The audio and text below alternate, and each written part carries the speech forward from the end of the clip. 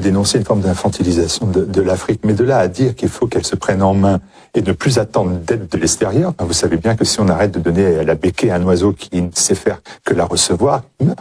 Non, mais l'Afrique, les Africains sont capables de vivre.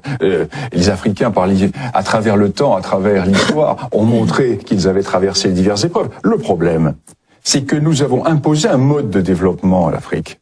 C'est cela.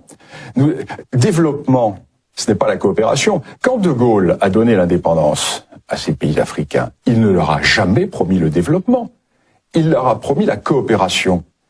Or, la coopération s'est transformée en développement. Qui dit développement par rapport à nos modèles. Alors, pendant un certain temps, certains pays, les pays soviétiques, ont voulu proposer les modèles de type socialiste, pendant que nous proposions les modèles de type libéral. Tous ont échoué. Le drame, c'est que tous ces modèles plaqués sur l'Afrique sont des modèles qui sont des modèles étrangers à l'Afrique. Pourquoi ? Car ce sont des modèles qui reposent sur des expériences individualistes. Or, l'Afrique, les Afriques, sont des partis communautaires. Vous ne pouvez pas greffer des prunes sur un palmier, même si vous mettez 3 tonnes d'engrais. Le porte-greffe, ça ne fonctionne pas. Les Africains ne sont pas des Européens pauvres à la peau noire. Ils ont leur civilisation, ils ont leur façon de penser. Et ce qui est traumatisant pour l'Afrique, c'est de vouloir les considérer précisément comme des Européens pauvres à la peau noire. Alors, tous les modèles qui ont marché, entre guillemets, chez nous, doivent leur être appliqués. La démocratie, les droits de l'homme, le libéralisme, etc.